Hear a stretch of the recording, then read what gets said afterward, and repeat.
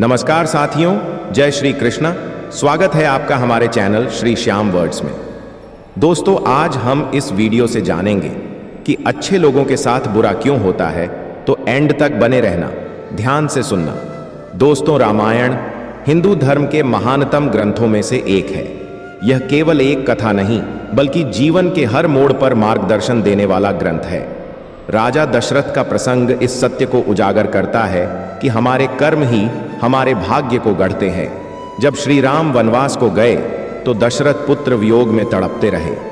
उन्हें एहसास हुआ कि यह दोहक उन्हें ऐसे ही नहीं मिला, यह उनके अतीत के कर्मों का परिणाम था। युवा दशरथ ने एक बार जंगल में श्रवण कुमार को गलती से मार दिया था। उस समय श्रवण अपने वृद्ध अंधे माता पिता को कांवर में बिठाकर तीर्थ यात्रा करवा रहा था। जब माता पिता को झांत हुआ कि उनके पुत्र की मृत्यु हो गई है, तो वे तड़प तड़प कर मरे और जाते जाते दशरथ को शाप दे गए, जैसे आज हम पुत्र वियोग में मर रहे हैं, वैसे ही तुझे भी एक दिन अपने पुत्र वियोग में तड़पना पड़े। दशरथ को जब राम का वियोग सहना पड़ा तो वह शाप साकार हो गया। यह प्रसंग हमें यह गहरा संदेश देता है, कर्मों से भाग्य बनता है। जो जैसा करेगा वैसा ही पाएगा। बहुत से लोग मानते हैं कि कर्मों का फल मरने के बाद मिलता है, परंतु श्रीमद् भगवद गीता कहती है कि मनुष्य अपने कर्मों का फल इसी पृथ्वी पर भोगता है। यदि आप किसी के साथ अच्छा व्यवहार करते हैं तो उसका परिणाम आपके जीवन में सुख, सम्मान और संतोष के रूप में आता है। यदि आप किसी के साथ छल, अपमान या अत्याचार करते हैं तो उसका दुष्परिणाम दुख, पीड़ा या अपयश के रूप में आपके सामने आता है। कई बार हमें जीवन में अचानक ऐसी घटनाएं मिलती है जो हमारे नियंत्रण से बाहर लगती है। तब हम सोचते हैं, मेरे साथ ही ऐसा क्यों हुआ? पर सच ये है कि ये सभी घटनाएं हमारे पूर्व या वर्तमान के कर्मों का ही परिणाम होती है। अब प्रश्न यह उठता है कि क्या मनुष्य केवल फल भोगने के लिए ही जन्म लेता है?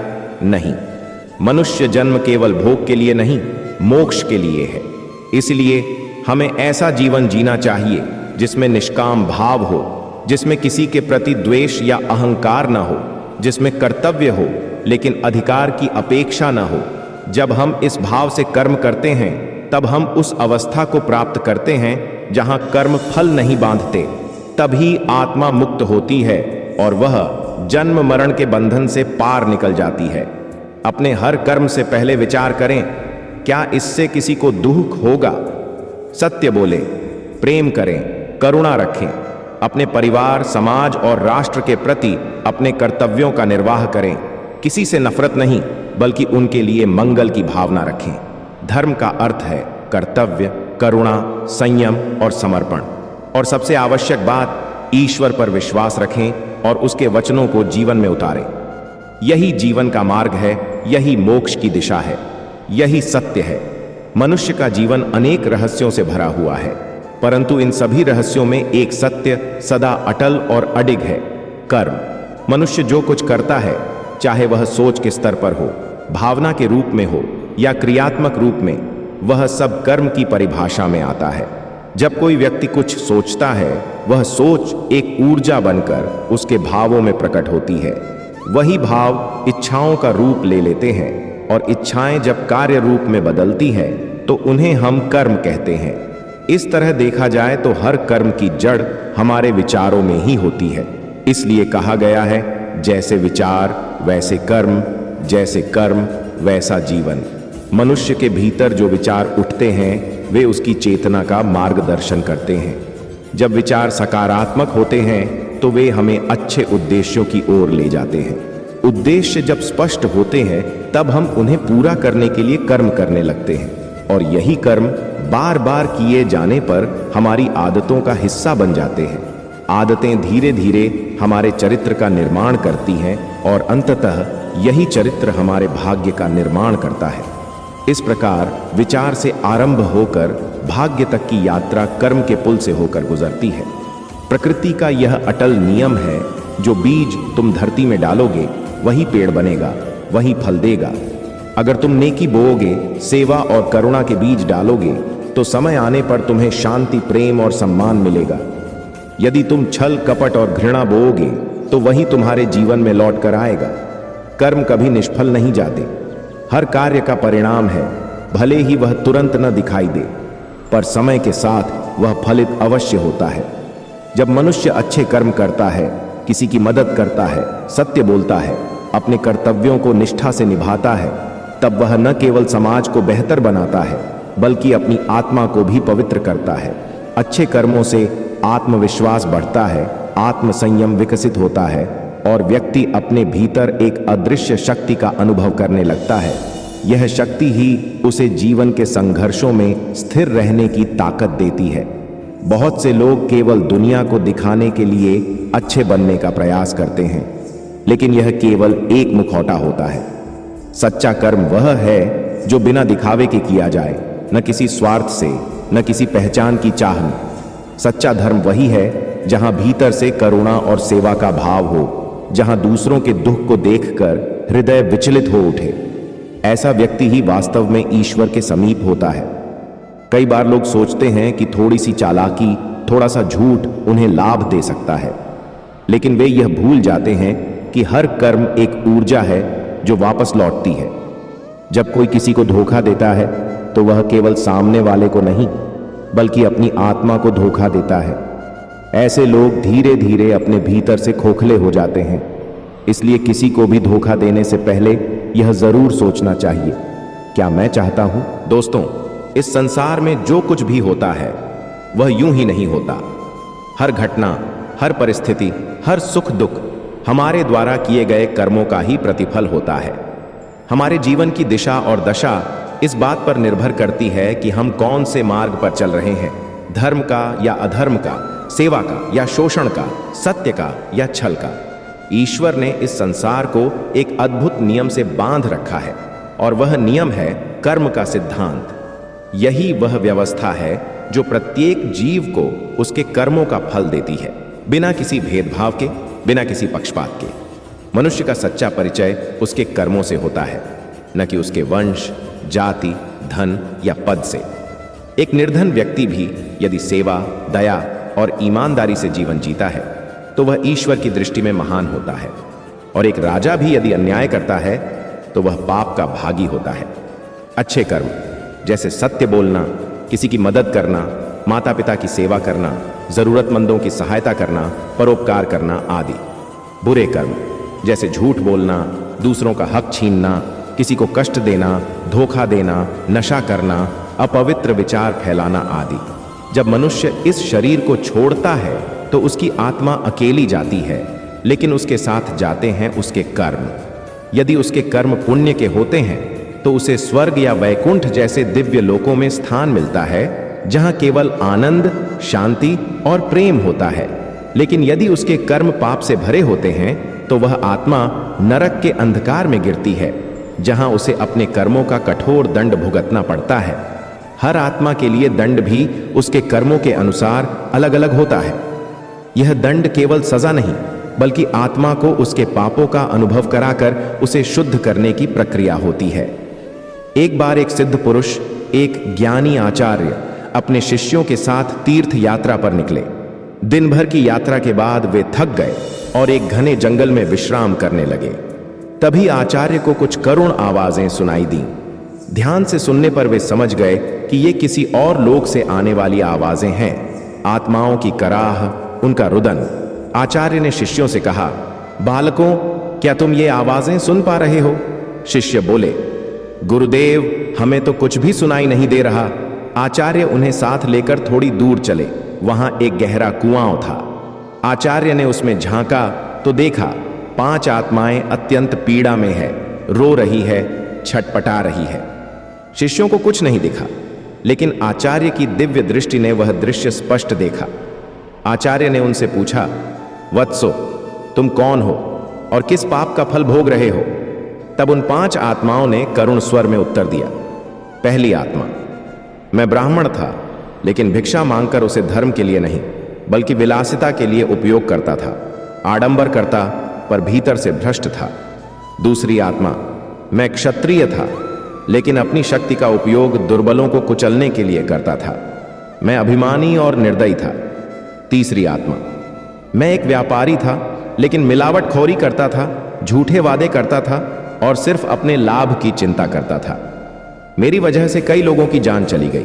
चौथी आत्मा, मैं शूद्र था, लेकिन अत्यंत आलसी और नशे में डूबा रहता था। माता पिता को मारता पीटता, किसी जिम्मेदारी को नहीं निभाता। पांचवी आत्मा, मैं एक लेखक था, लेकिन मैंने समाज को शिक्षा देने की बजाय अश्लीलता और वासना की आग में झोंक दिया। मेरी लेखनी ने संस्कारों को नष्ट किया।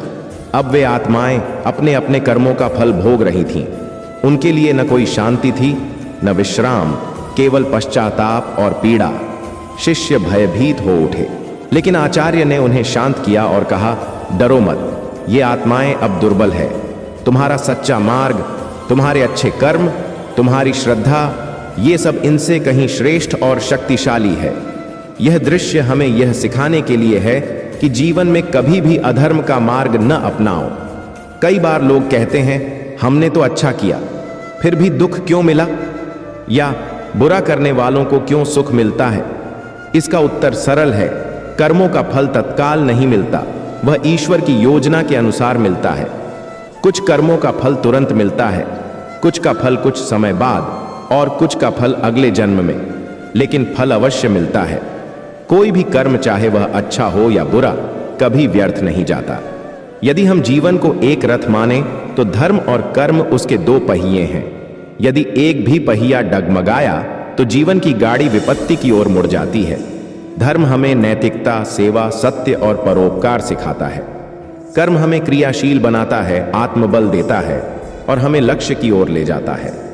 जब दोनों साथ चलते हैं तभी मनुष्य सच्चे अर्थों में जीवन के लक्ष्य को प्राप्त करता है। जैसा करोगे वैसा भरोगे, यह कोई कहावत मात्र नहीं, बल्कि ब्रह्म सत्य है।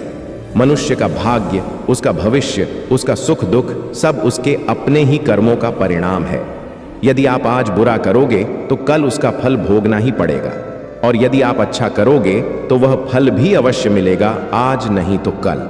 इसलिए सदैव सत्कर्म करो, सेवा का मार्ग अपनाओ, दूसरों के लिए सहारा बनो और धर्म का पालन करो। यही जीवन की सच्ची विजय है। न कोई बचा है कर्म से, न कोई बचेगा। धर्म और सच्चाई से जुड़ो, यही जीवन का सच्चा रास्ता है।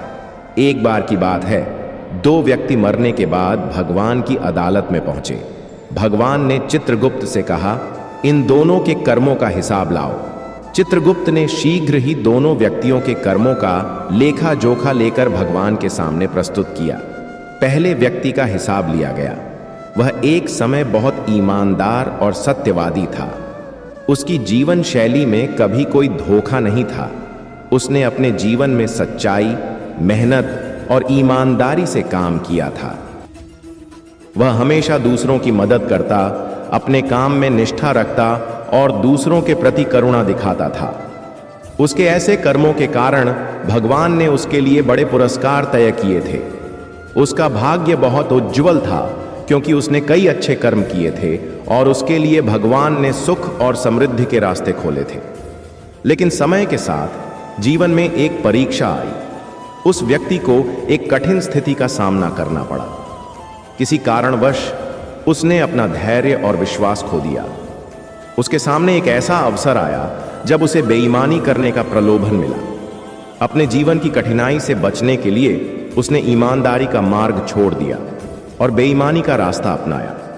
इस कदम से उसके अच्छे कर्मों का फल धीरे धीरे कम होने लगा। जो बड़ा भाग्य उसे मिलना था वह अब एक छोटे से बटुए में समेट लिया गया। उस बटुए में सिर्फ 1000 रुपये थे, जो उसकी अंतिम स्थिति का संकेत थे। भगवान ने उसे और कुछ नहीं दिया, क्योंकि वह अपने कर्मों के परिणामों से ही बंधा था। भगवान चाहकर भी उसकी मदद नहीं कर सकते थे, क्योंकि वे भी वही करते हैं जो ब्रह्मा के विधान के तहत निर्धारित होता है। ईश्वर भी विधि के विधान से बंधे होते हैं। यह कहानी हमें यह सिखाती है कि कर्म का फल अनिवार्य है और वह हमें अपने ही कर्मों से मिलता है। अब दूसरे व्यक्ति का हिसाब लिया गया। यह व्यक्ति अपने जीवन में पहले बहुत बेईमान था। उसने बहुत से लोगों को धोखा दिया, झूठ बोला और अपने स्वार्थ के लिए दूसरों का नुकसान किया। उसका जीवन पापों से भरा था और उसे कई कड़ी सजाएं मिलनी थीं। लेकिन भगवान की कृपा से उसे जीवन में एक अंतिम मौका मिला। उसने अपनी गलतियों को समझा और सुधरने का निर्णय लिया। इस व्यक्ति ने अपने जीवन को बदल दिया। उसने झूठ बोलना और दूसरों को धोखा देना छोड़ दिया। उसने ईमानदारी और सत्य के मार्ग को अपनाया। उसकी सजा धीरे धीरे कम होने लगी। एक समय आया जब उसकी पूरी सजा समाप्त हो गई और उसे सिर्फ एक छोटे से कांटे के चुभने जितना ही दर्द महसूस हुआ। यह कांटा उसकी पिछली बेईमानी का परिणाम था, लेकिन यह भी इस बात का प्रमाण था कि उसने अपने कर्मों में सुधार किया था। भगवान ने उसकी सजा माफ कर दी और उसे आत्मसंतुष्टि और शांति प्राप्त हुई। भगवान के न्याय में यह स्पष्ट था कि जो व्यक्ति अपने बुरे कर्मों को सुधारता है उसे हमेशा एक नया अवसर मिलता है। ईश्वर हर व्यक्ति को सुधारने का मौका देते हैं। इस कहानी से हम यह समझ सकते हैं कि भगवान का न्याय सच्चा और निष्पक्ष होता है। जीवन में हम जो भी कर्म करते हैं उसका फल हमें भोगना ही पड़ता है। चाहे वह अच्छा हो या बुरा, उसका परिणाम निश्चित होता है। कभी कभी अच्छे कर्मों का फल हमें तुरंत मिलता है, लेकिन कभी कभी हमें उसे अगले जन्म में भोगना पड़ता है। इसी प्रकार बुरे कर्मों का भी परिणाम निश्चित होता है। वह भी कभी तत्काल और कभी भविष्य में होता है। लेकिन एक बात हमेशा सत्य रहती है, कर्मों का फल कभी न कभी मिलता है। मनुष्य योनि विशेष होती है, क्योंकि केवल इस योनि में ही जीव नए कर्म कर सकता है। अन्य सभी योनियाओं जैसे कि पशु, पक्षी, कीट आदि केवल भोग की भूमियाएं होती हैं। वहां जीव अपनी पिछली मनुष्य योनि में किए गए कर्मों के फल को भोगता है, लेकिन नए कर्म नहीं करता। जब जीव मनुष्य योनि में आता है तो वह अपने पिछले जन्मों के कर्मों का फल प्रारब्ध रूप में लेकर आता है। इस प्रारब्ध के अनुसार उसे जीवन में परिस्थितियां, परिवार, सामाजिक स्थिति, सुख और दुख मिलते हैं। यदि वह अपनी बुद्धि से उन परिस्थितियों को सुधारने और अपने कर्मों को अच्छे दिशा में बदलने में सफल हो जाता है तो इसे प्रारब्ध को सुधारना कहते हैं। लेकिन यह एक कठिन प्रक्रिया है। मनुष्य अपनी अज्ञानता के कारण फिर से गलत कर्मों में फंस जाता है और नया प्रारब्ध बनाता है। इस तरह वह योनियों के चक्र में उलझा रहता है, जब तक वह अपनी गलतियों से नहीं सीखता और कर्मों को सुधारने की दिशा में अग्रसर नहीं होता। इसलिए हमें अपने कर्मों के प्रति सजग रहना चाहिए। हमें हर परिस्थिति में सच्चाई, ईमानदारी और करुणा का पालन करना चाहिए। हमें इस जीवन को सही दिशा में जीना चाहिए ताकि हम अपने प्रारब्ध को सुधार सकें और योनियों के चक्र से बाहर निकल सकें। कर्मों का फल हमारे ही हाथ में है। यदि हम अच्छे कर्म करेंगे तो निश्चित रूप से अच्छे परिणाम हमें प्राप्त होंगे। इसी तरह बुरे कर्मों से बचकर हमें अपने जीवन को सुधारने की दिशा में कार्य करना चाहिए। यही भगवान का न्याय है जो हमारे कर्मों के आधार पर निष्पक्ष रूप से हमें फल प्रदान करता है। ईश्वर केवल हमारे कर्मों का अवलोकन करते हैं, लेकिन हमारे कर्मों का फल हमें हमारी कड़ी मेहनत, प्रयास और साधना से मिलता है। जब हम कर्म करते हैं तो क्या हमें उसके फल को अवश्य भोगना पड़ता है, और यदि हाँ, तो फिर हम इस जन्म मरण के चक्र से कैसे मुक्त हो सकते हैं? यह प्रश्न सदियों से मानव चेतना को मथता आया है। अनेक ऋषि मुनियों, संतों और महापुरुषों ने इसका उत्तर खोजा और हमारे धर्म ग्रंथों में इसका समाधान विस्तार से बताया गया है। जब कोई मनुष्य कोई कार्य करता है तो वह कार्य एक बीज की तरह होता है जो समय आने पर फल अवश्य देता है। यह प्रकृति का अटल नियम है, जैसा कर्म वैसा फल। परंतु हमारे धर्म ने एक अत्यंत गहरा मार्ग बताया है जिससे हम इन कर्मों के बंधन से मुक्त हो सकते हैं। वह मार्ग है निष्काम कर्म योग, अर्थात बिना फल की इच्छा के कर्म करना। श्रीमद् भगवद गीता में भगवान श्री कृष्ण अर्जुन से कहते हैं, कर्म करो लेकिन फल की चिंता मत करो। यह वाक्य केवल एक उपदेश नहीं, बल्कि जीवन को मुक्त करने वाला सूत्र है। यदि हम प्रत्येक कर्म को ईश्वर को समर्पित भाव से करें, निष्काम भाव से करें और ऐसा कोई कर्म न करें जिससे किसी प्राणी को दुख पहुंचे, तो ऐसा कर्म बंधनकारी नहीं होता।